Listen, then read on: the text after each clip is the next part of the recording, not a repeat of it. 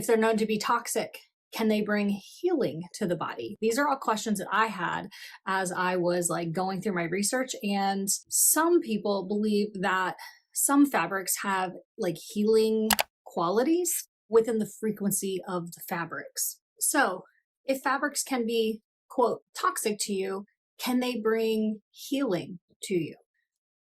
Bear with me, go with me here.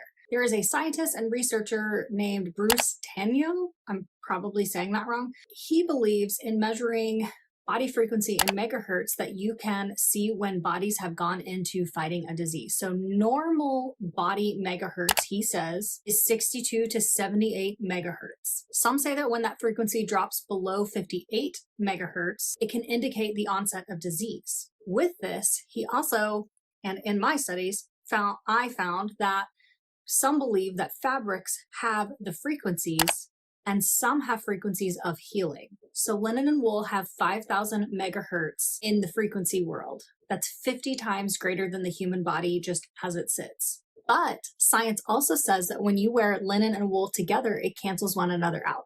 And last week we talked about how the Old Testament, I think it was in Leviticus and Deuteronomy, talks about not mixing fabrics together, specifically calling out linen and wool. It's so wild to me that in this man's study of frequencies, he has found that linen and wool cancel one another out.